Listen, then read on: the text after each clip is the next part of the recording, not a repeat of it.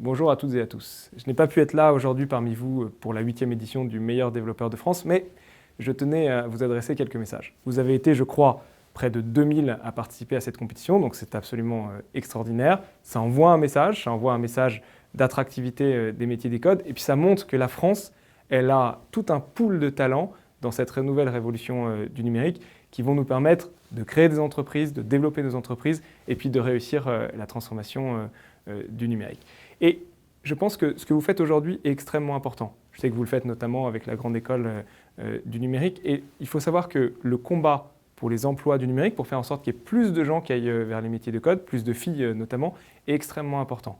Aujourd'hui, la principale difficulté de nos startups, c'est qu'elles ont du mal à recruter. Il y a 80 000 postes qui ne trouvent pas preneur en France. Ça sera 200 000 en 2022 si on ne fait rien. Et donc, quand vous participez à ce concours, quand vous mettez en valeur les métiers du numérique, vous nous aidez, vous aidez l'ensemble de la société française à envoyer un message, c'est que ces métiers du code, c'est des métiers d'avenir, ces métiers du code, c'est des métiers bien rémunérés, et puis ces métiers du code, ce sont des métiers qui vont permettre à toute la société de trouver un emploi partout en France. J'en veux pour preuve la Grande École du Numérique, qui a déjà formé 19 000 personnes, des gens jeunes ou moins jeunes, des gens qui viennent de partout en France, des gens qui ont fait des formations extrêmement différentes initialement, et puis c'est 12 000 personnes chaque année qui passent à travers la Grande École du Numérique. Et donc c'est extrêmement important qu'on puisse envoyer tous ces messages sur les métiers du numérique.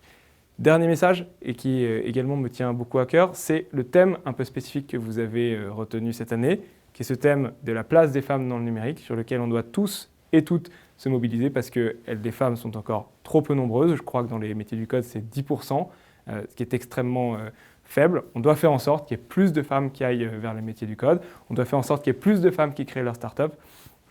On doit faire en sorte que la mentalité de la société change et qu'elles se disent qu'il y a des femmes qui ont déjà réussi dans le numérique, on l'a vu, il y a des femmes qui ont extrêmement bien réussi, qui ont créé leur start-up, qui l'ont revendu, il y a des femmes qui dirigent aujourd'hui le département de coding de certaines grandes entreprises. Et donc, il faut changer toute cette mentalité et des événements comme le meilleur développeur de l'année, ce sont des événements qui permettent de mobiliser tout notre écosystème autour de ces métiers et puis de la diversité de ces métiers.